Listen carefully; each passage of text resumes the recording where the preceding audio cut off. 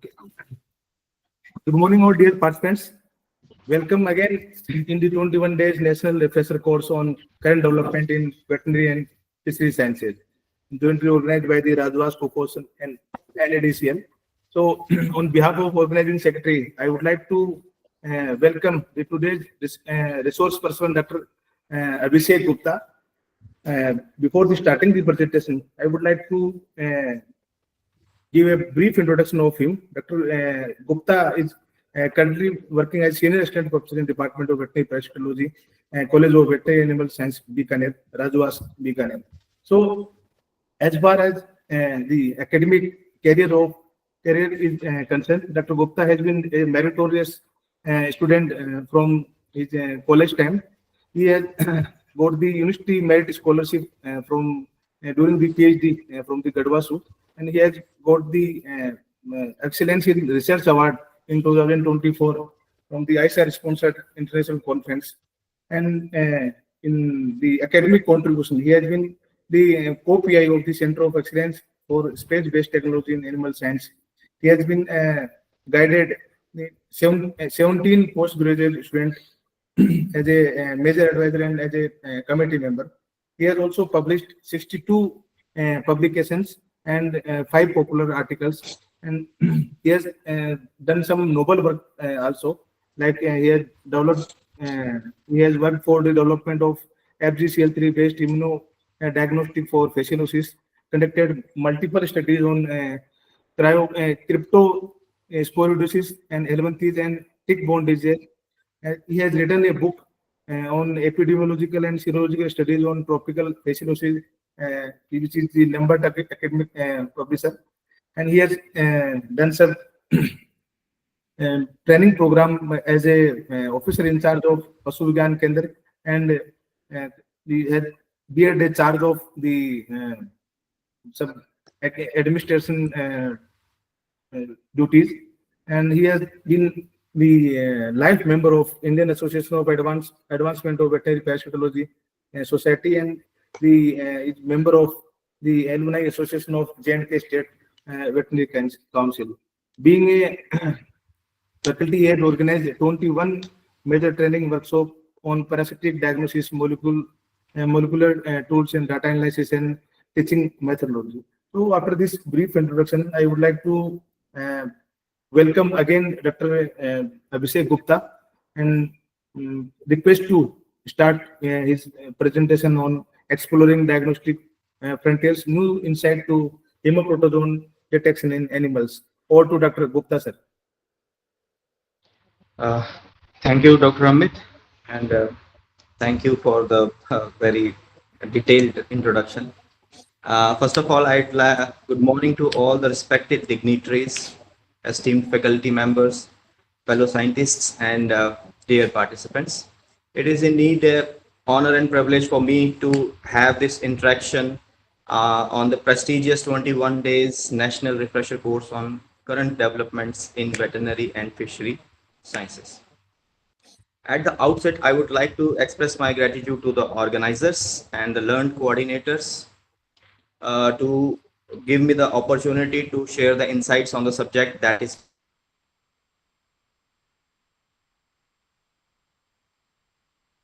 topic that resonates deeply with the challenges and innovation we are witnessing in the field of veterinary parasitology.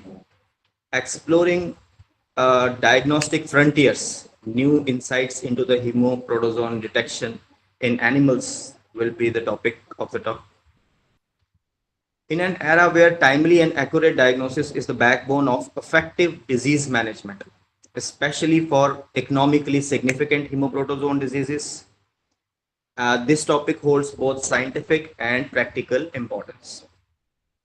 We will take a small journey through the emerging diagnostic technologies, understand what drives the trends in the diagnosis, and how innovation like molecular tools, LAMP assays, biosensors, and AI-enabled platforms are reshaping our approaches to detect the parasitic infections. So let us begin with the understanding of burden and complexity of these Haemoprotozoan infections in livestock and how early Detection maintains a game changer in the veterinary healthcare. So what is the threat of this hemoprotozoan diseases? The hemoprotozoan infections, they are known as the hidden killers in animal, caused by these protozoan parasites that infect blood and tissues, transmitted through arthropod vectors like ticks, mosquitoes, and affects various animals, including cattle, dogs, horses, and vipers. These are some common hemoprotozoan parasites which are present around the globe, that are the Babesia, causing babesiosis, Theileria species, causing theileriosis, Trypanosoma, causing trypanosomiasis, Plasmodium, causing malaria, and Leishmania, causing leishmaniosis. Here is a chart which is depicting hemoprotozoan infections studied in the introduced in the previous slide, are also accompanied with some related infections, that is rickettsial infection in animals, comprising of Anaplasma species, Ehrlichia, Rickettsia, and Coxiella bruneti. Now, why we are taking both these infections or pathogens in common? What are the similarities, especially in case of diagnostics and pathology of these two organisms? Both are vector borne. Both are transmitted through ticks, mosquitoes, flies, affecting blood and immune cells. Both cause anemia, fever, lethargy, or similar type of lesions are produced in both types of infections. Both of them require microscopy, serology, and molecular diagnostic approaches for accurate identification. And both have zoonotic potential, posing a risk to the animals and humans. Why to study them together? They have shared vectors. They share common vectors, and co-infections are very common. Means if an animal is infected with a particular tick, that tick may transmit the protozoal infection as well as the rickettsial infections. Both these infections show overlapping symptoms, leading to the risk of misdiagnosis. Both covers the holistic One Health approach, essential for the complete control and prevention of these diseases in the animals. Studying both groups together improves the diagnosis, treatment, and disease management studies. One of a very fine example in this regard has recently been presented by our student from this department in a recent clinical case management conference held at Rajwas Bikaner, where a calf aging less than 3 months of age from one of our livestock research station was presented with fever, anorexia, weakness, lymphadenopathy, and leading to the suspicion of this theileria infection. One of the most visible clinical sign of this infection, that is swollen lymph nodes, were also very clearly visible. So the treatment for theileriosis was given without any prior laboratory confirmation. And after the treatment, the symptom persisted for some time.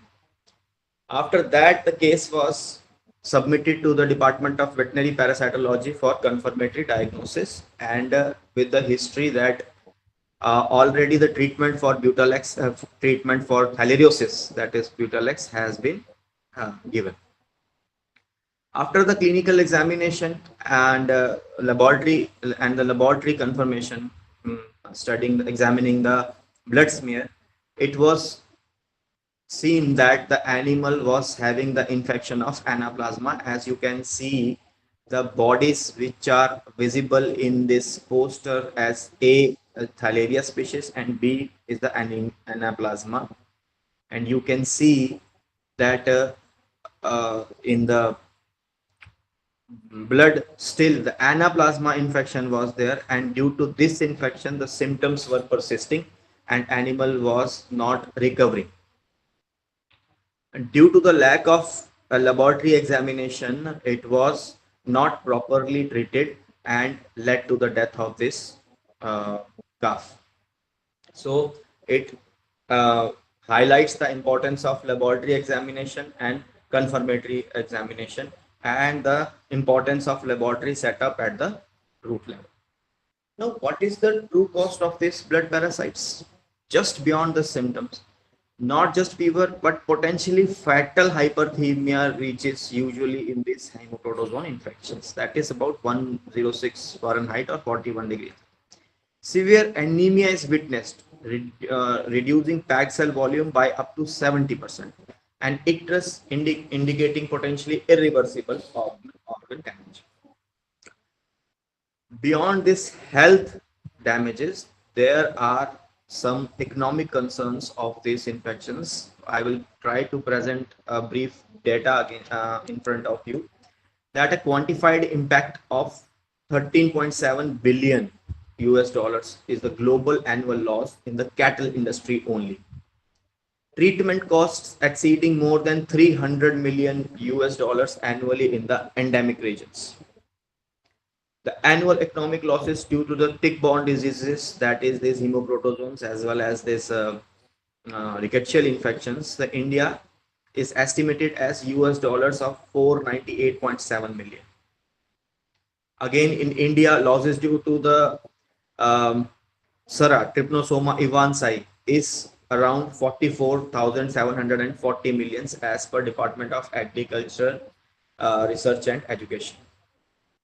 Narladka 2018 estimated the annual loss reported due to this tropical theileriosis is estimated to be around 1295 million per annum US dollars.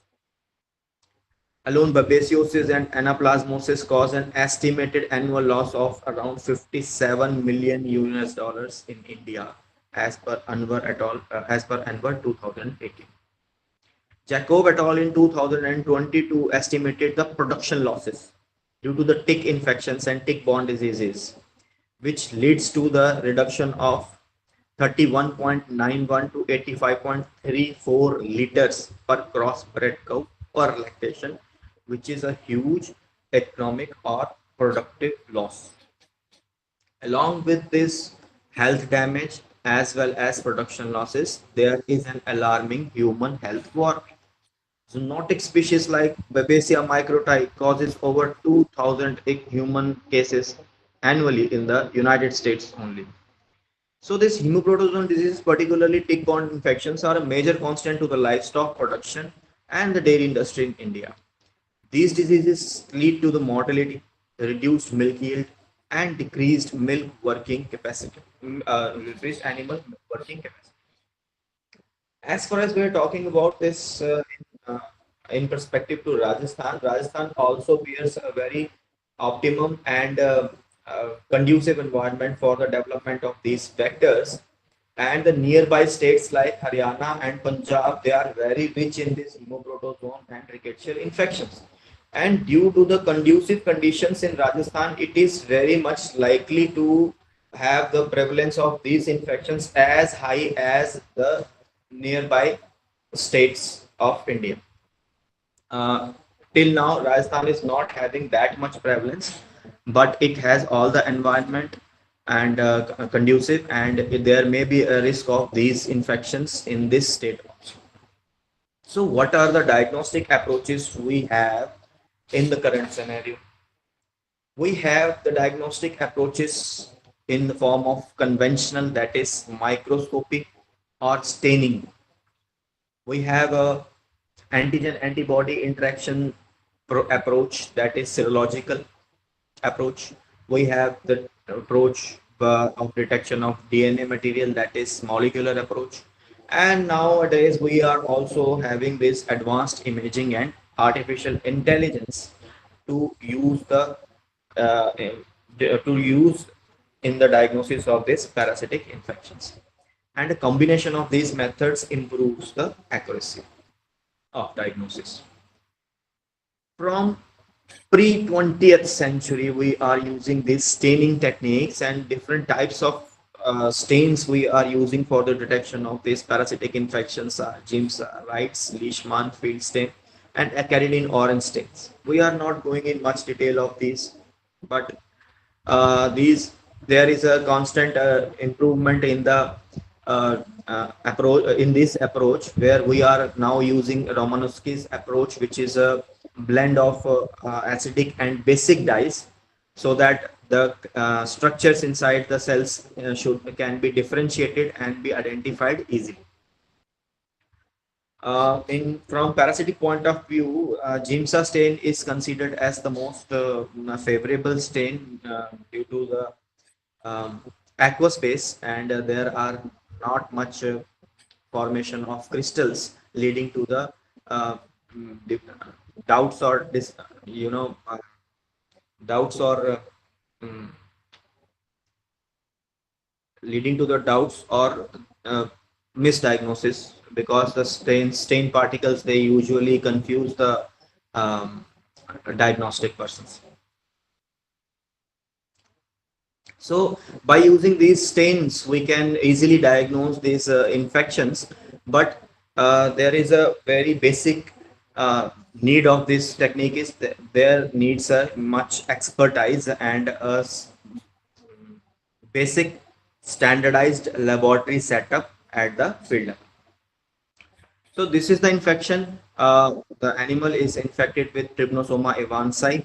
The disease is called as SARA, where you can easily, visualize these extracellular parasites, and the structure are very unique and particular, and you can easily identify that these are the infections of Trypanosoma. However, in case of subclinical infections or low parasitemia, you may miss the infections, and microscopy can give false positive results. However, it is still considered as the golden standard test, as if you are you are recognizing the parasite in the blood smear, it is 100% sure that the infection is present. Now there are some more infections which are very difficult to observe, or it is very difficult to identify these types of infections. For example, this is a uh, blood smear which is showing the infection of this rickettsia, uh, this Ehrlichia, and the arrow is showing the development of Ehrlichia morula morula stage in the neutrophil. You can visualize the neutrophil with a 3 to 5 nucleus, 3 to 5 branched nucleus, lobed nucleus, and there is a development of morula stage of Ehrlichia species in the neutrophils. Now it requires a very expert eye to identify this type of infection inside the cells. Moreover, the infection should cross a threshold level so that it can be uh, diagnosed in the blood smear. Otherwise, it is very likely to miss this infection in the blood smear examination. There are some other hemoprotozoan infections which are present inside the cells, and the shape and the appearance of the infections, that is very different and difficult to recognize. So you require a very expert eye and standardized technical parasitology lab at the field level, so that the blood can be processed for the preparation of this blood smear, stained well, and then it should be visualized by an expert veterinarian for the detection of these infections. Moreover, after this, in case of low parasitemia or subclinical infection, it is likely to miss the infection in this technique or approach. There are some infections. For example, in this picture you can see two different infections. A is of Theileria species, while B is of this anaplasma infections, and you might misdiagnose the infections if, due to lack of experience, or you know uh, due to some lack of expertise, you can confuse these two infections, and this confusion will lead to the uh, different approach of treatment, and it will be difficult to control the disease at the root level. So expertise remains a very important uh, point in this approach. The limitations of this technique is, it is in case of low sensitivity, parasite load in the blood may be low, making detection difficult, as we have already discussed.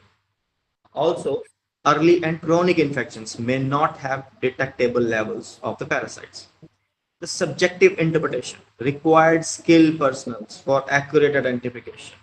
Differentiation between the species can be challenging, leading to misdiagnosis, and you will have to rely on the other approaches like molecular approaches for the same. Also, this technique is very time consuming, requires preparation of blood smears, staining, microscopic examination, which can be labor intensive. So at the end, it is also very important to discuss that this approach is still the most widely used in the field.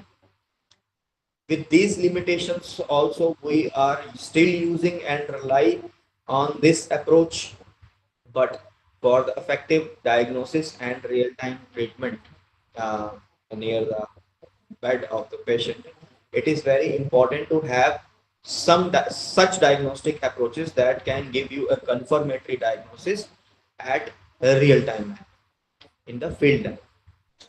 False negative. Again, intermittent parasitemia may lead to the undetectable parasites in a single sample. So sample quality and staining technique can affect the visibility. Limited differentiation, as I showed, morphologically similar Haemoprotozoa, that is Babesia, Thaleria, that can be difficult to distinguish under a light microscope. You will have to rely on the molecular approaches like PCR or LAMP methods. Not suitable for large scale screening, as you have seen that this is a labor intensive technique, and it is really impractical and for the mass screening of the animal populations. Does not detect the carrier and subclinical infections. Some infected animals may show low or no circulating parasites, but still harbor infection, leading to the false positive, false negative. Now, another approach forward to this is the study of antigen antibody interaction, and the approach is known as serological diagnosis. As most of us are aware that the various commercial kits available in the market for the diagnosis of these hemoprotozoan infections are basically serological methods which detects the antibodies of a particular infection in the animal. Means there might be a exposure of this animal with the infection in recent times, and it is not showing the present status of parasite inside the body. Serological methods detects antibodies and antigens in the blood to identify hemoprotozoan infections. These techniques are commonly used for screening and epidemiological studies. Key serological methods are ELISA, an enzyme-linked immunosorbent assay that detects specific antibodies with high sensitivity. Immunofluorescence antibody test, that is, fluorescence-based antibodies are detected for microscopic detection. Rapid immunochromatographic tests provide quick and field-level diagnosis.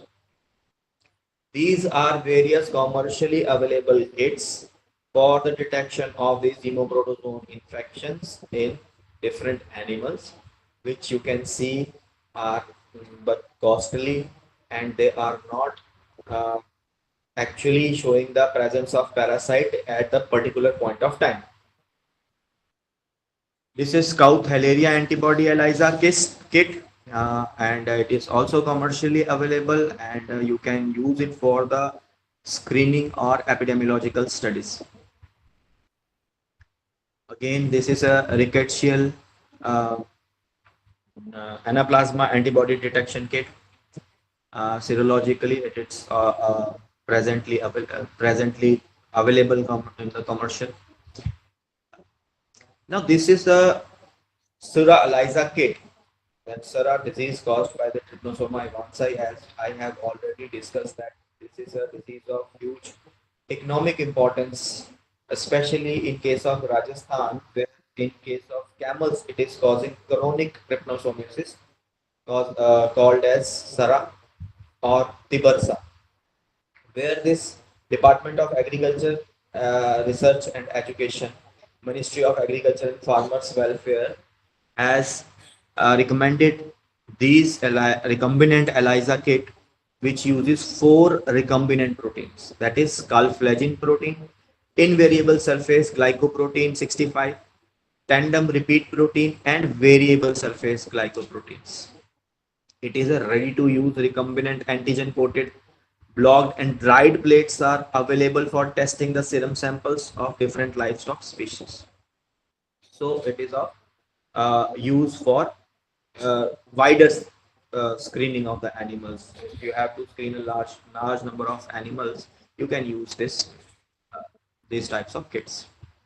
Now, what is the aspect and what are the pros and cons of these techniques? The sensitivity. It can detect low parasite levels through antibodies because once the animal is getting exposed with the infection, the antibodies produced inside the body, they are of high titer and they can be detected even after the evacuation of the parasite from the body. Cons, they may not detect early infections before antibody development. This is quite obvious. Specificity. ELISA and IFAID provide species-specific detection. Cross-reactivity may lead to false positive, means there is a strict protocol to detect the cross-reactivity before making the kit commercial. But still, there are chances of cross-reactivity and this always remains a question in the specificity. Speed faster than the molecular methods like PCR as well as from the conventional methods, and it is slower than the microscope.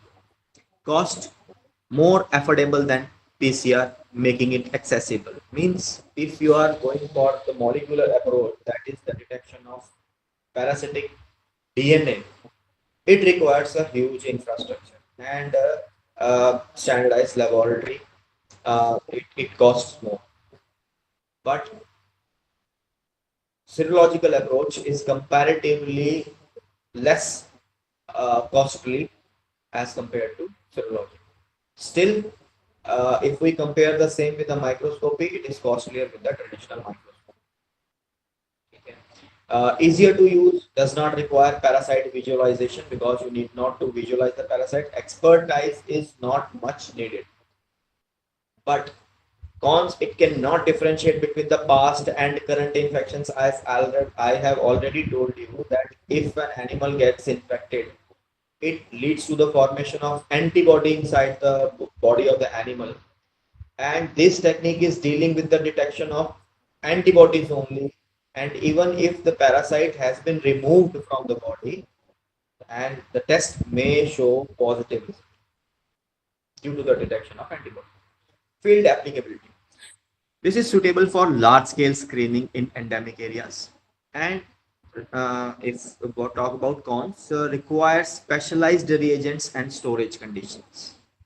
Serology is ideal for screening and epidemiological studies, but PCR or microscopy is needed for the confirmation of active infection. Means if you have to make it confirm that whether the parasite is present inside the body at the present point of time, you will have to go for the molecule or the conventional microscopy technique for the detection of parasite inside the body at that point of time. So the introduction to the molecular approaches in the Haemoprotozoan diagnosis. Why we are going to this molecular approaches? The molecular methods detect the DNA or RNA of Haemoprotozoan parasites, providing highly accurate and specific identification of the parasites. Key techniques are polymerase chain reaction, that is PCR, quantitative PCR, loop mediated isothermal amplification, means LAMP, which is an eco-friendly sorry, this is which is a rapid and field friendly alternative to PCR. Why it is better than earlier approaches?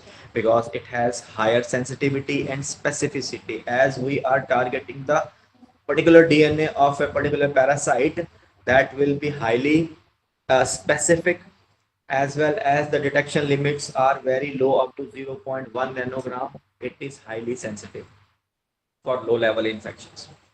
Early detection identifies parasites before the clinical signs appear, unlike serological methods where the antibodies are found at a time after the infection that rely on immune response. differentiates species and strains, help in the targeted treatment and disease management, and reduces false positives or negatives, more reliable than serology, which can have cross reactivities issues.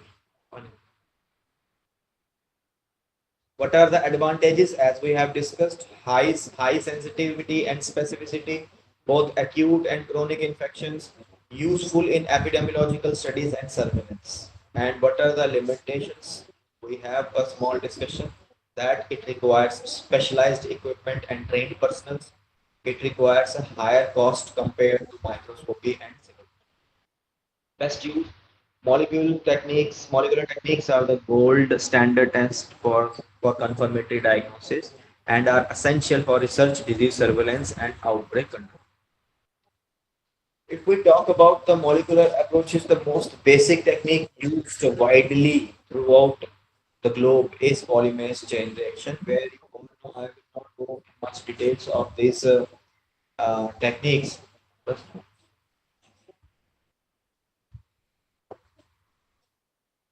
that polymerase chain reaction, I will not go in much details, where the DNA is, there are three steps, as all of you might be knowing about this, is denaturation, annealing, and elongation or extension. And after the formation of multiple copies, these DNA, it is detected by using gel electrophoresis, and after that, it has to be visualized in the gel dock system. So, what are the key issues in this PCR implementation?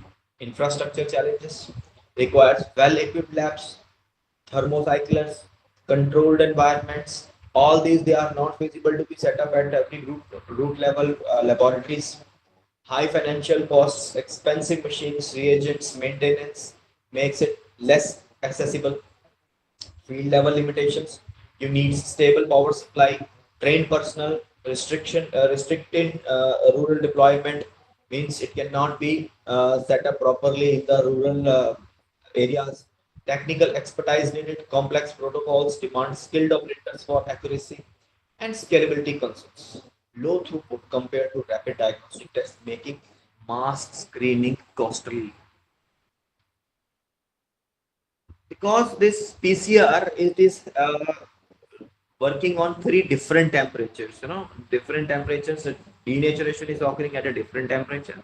Annealing is occurring at a different temperature, and extension is carrying on in a different temperature. All these three temperatures are maintained in one machine, that is thermocycler, that makes it very costly. So we made an alternative for the isothermal amplification of this DNA, which one of the technique is loop mediated isothermal amplification. Again, as I told you, might have gone through the much of these principles and protocols, how to go for lamp, how to go for recombinant polymerase amplification. So I'm not going in much detail of this. We are here just to make the things sure, which are very sustainable and easy to deploy at the field level, that these methods, these isothermal amplifications, can be applied and used in the field level for the sustainable detection. So this loop mediated isothermal amplification, you all of you might be knowing that it is using 4 to 6 primers, which forms the loop, and the amplification of the targeted DNA is occurring at a constant temperature, that is around 60 to 65 degrees Celsius, and this can be done by simply using a water bath, which can be standardized as per the test between 60 to 65 degrees Celsius, and it avoids the use of this thermocycler, which is a very costly. If you can standardize the detection of a particular haemoprotozoan infection using lamp primers, then you can detect the DNA of that parasite at field level by using a water bath simply, standardizing the 4 to 6 primers and isothermal amplification setup. After amplification of this DNA, parasitic DNA, these amplicons or these products can be visualized by the following methods. Whereas various detection techniques for lamp lamp products is gel electrophoresis for visualize it, where you will require this gel electrophoresis apparatus assembly for the separation and visualization of amplified lamp products, providing a clear indication of target DNA's presence and size through a distinctive ladder-like pattern, as you all know that we are very commonly using it under the PCR. You can also use that turbidity monitoring for rapid detection, where turbidity monitoring measures the cloudiness of the reaction mixture, which includes as DNA is amplified, uh, providing a simple and rapid means of detection for the presence of this target DNA without complex instrumentation. Means you will have to visualize by the naked eye. You will have to judge in the turbidity of the blank negative as well as the positive sample. Another approach for detection of lamp is calorimetric method or visual confirmation, where we utilize pH sensitive dyes or fluorescent indicators that change the color in response to the DNA amplification, allowing for straightforward visual confirmation of the results without the need of specialized equipments. So these types of detection techniques or approaches will highly reduce the cost of the laboratory setup, and the confirmatory diagnosis will be able to be done at the rural setups. Here you can see that at the end of this, at the base of this slide, you can see various detection methods: gel electrophoresis, fluorescence method, calorimetric method, where this color was changed, and lateral flow assays can be developed, which are very important nowadays, which are very popular nowadays, using lamp if combined with the detection of these lamp products in a lateral flow assay. It forms a very suitable device to be used at the field level, and a minimum expertise is required for the confirmatory diagnosis of the parasitic infection. This is a recent trend in this regard. If we see the use of these techniques in the field level, Paliwal et al. In 2020 designed a LAMP protocol for the detection of bovine tropical thaliariosis using ITS, internal transcribed space gene. Positive lamp products were identified by a color change from pink to yellow and then rechecked by a specific ladder pattern upon agarose gel electrophoresis. You know, the visualization of the change in color was the detection point of this lamp product, and it was very it will become very easy for the non-technicals or less expert uh, persons to diagnose these infections in the field level. This study, they were able to detect 63 out of 85 animals positive for thalaria by using this lamp technique. When it was compared to blood microscopy, they were able to detect only 40 animals positive for thalaria. By using PCR, they were able to detect 49 out of 85. And by using nested PCR, they were able to detect 64 animals out of 85, which is very much similar to the lamp. But at the same time, PCR requires a same costlier and standardized laboratory with a huge infrastructure.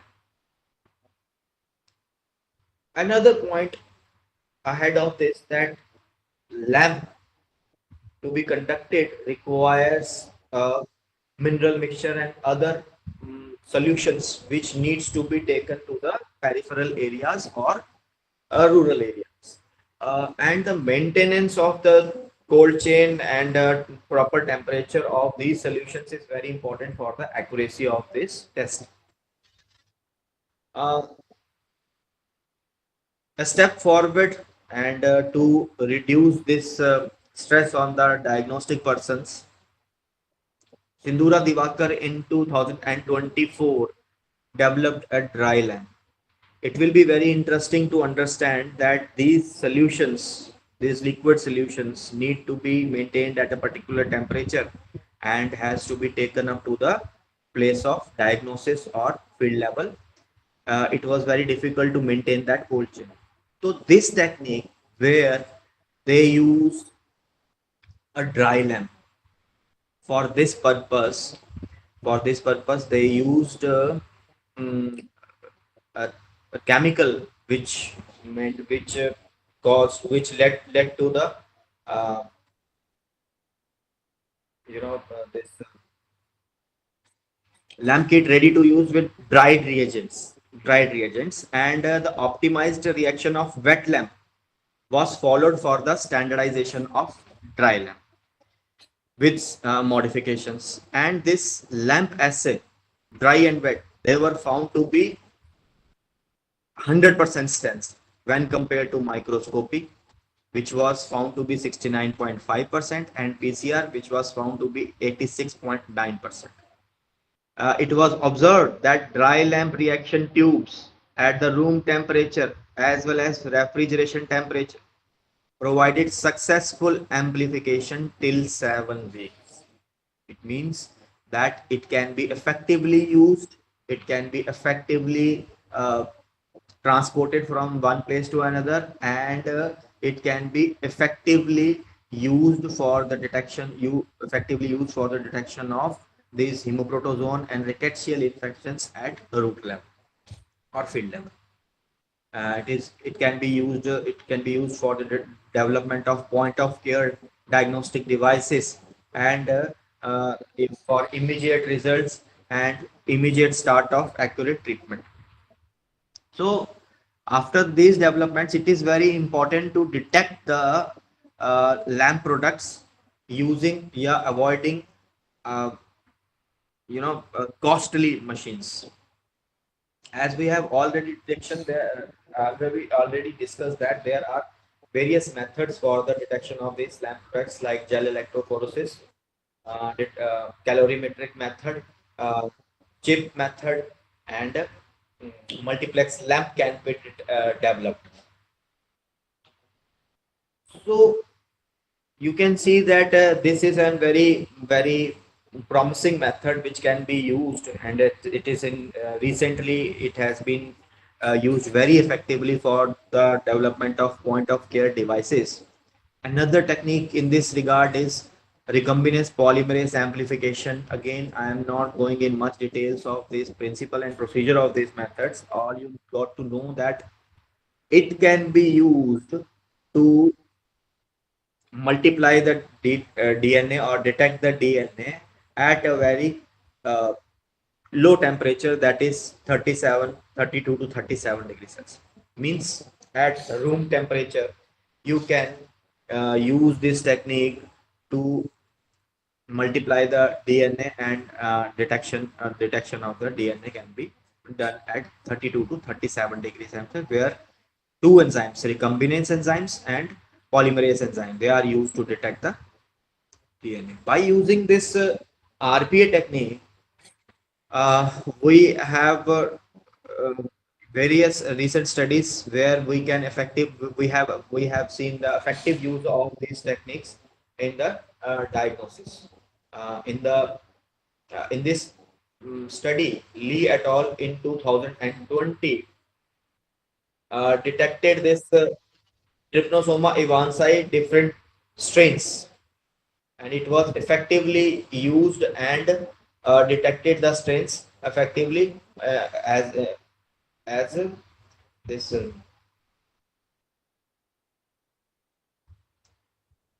flow assay, in the flow assay, where the DNA was captured in the flow assay devices.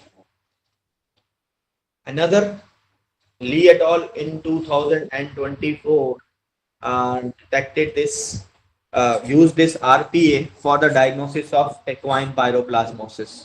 Pyroplasmosis, and it was very effectively used. This RPA, again, this can be used. This can be used for very basic applications and recent advances, and the end products, they can be detected as we studied in case of this lamp method.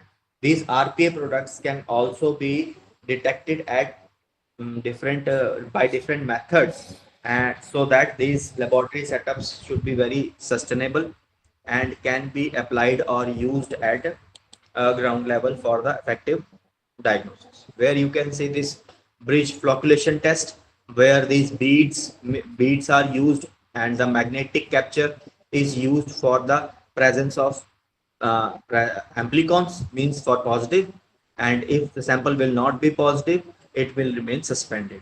Similarly, disposable paper and plastic devices can be used for the detection of RPA amplicons or DNA, target DNA. Another concept of lab in a suitcase, where in a suitcase various detection methods they were used, they were lodged in a suitcase, and the RPA, which in which the DNA can be extended at a temperature of 32 to 37, was extended beyond the bedside and it was detected by using these approaches, which can easily be stored in a suitcase, and hence it was named as the laboratory in a suitcase concept. You can also design various multiplexed lateral flow assays, where the different infections can be detected in the same sample in a same flow assay strip. So these are the methods which are very effective to be applied at the field level.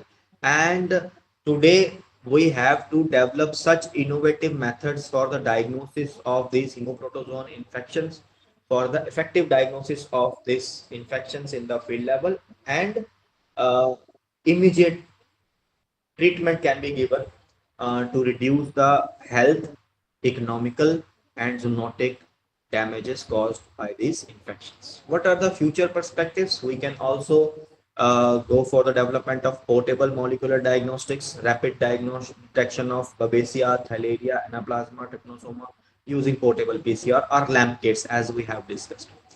Field-friendly loop-mediated isothermal amplification assays provide quick results without expensive laboratory equipment, so that in a developing country like India, more and more laboratory setups can be, you know, laboratory can be set up for the early detection at the field level. For example, paper-based LAMP assays successfully detect trypanosoma in remote areas. Vaccine development, the research focus on the recombinant and the DNA vaccines for Babesia bigemina, Theileria, and Trypanosoma. And CRISPR-Cas9 gene editing is being explored to develop attenuated vaccine strains. Similar different strategies are also available for this development of these vaccines. For example, a live attenuated vaccine for Theileria annulata is in use, but further refinement is needed for the global application, because the shelf life of this vaccine is very less, and it is very difficult to transport this this vaccine to the far, remote areas. Again, a sector we need to focus is the vector control, targeting ticks, tsetse flies population to prevent the transmission of Theileria, Babesia, and Trypanosoma is very important.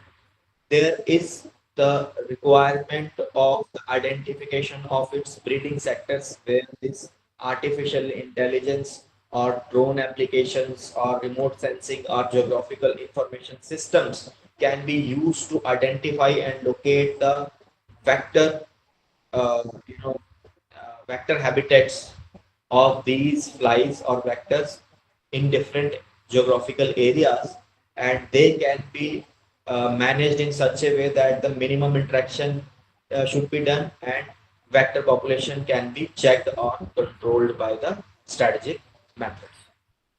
RNA interference based gene silencing is being used from quite a long time, but now it has been replaced with different sustainable approaches. Endosymbiotic control using Wolbachia bacteria in bacteria to block thalaria transmission can be used. These are costly and requires laboratory setups. So, in conclusion, I would say that future control strategies should combine advanced diagnosis, vaccine innovation, vector control, and real-time surveillance. And One Health approaches integrating veterinary, medical, and ecological monitoring will improve the disease management. Thank you.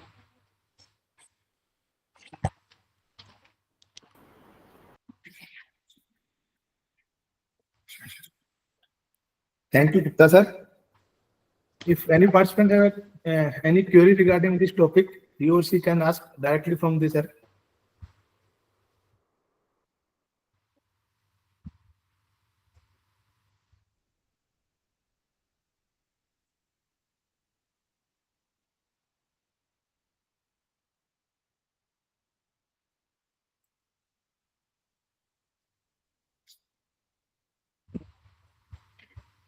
Okay, thank you, Gupta sir, for delivering such a Thank you. nice lecture and sparing time with us. I Thank you. think Thank you. definitely all the Thank you for participants will. providing me the opportunity, and I would be very happy if somebody will be moving in this sector. Okay, sir. Thank you, sir. Okay. Thank you. Thank you.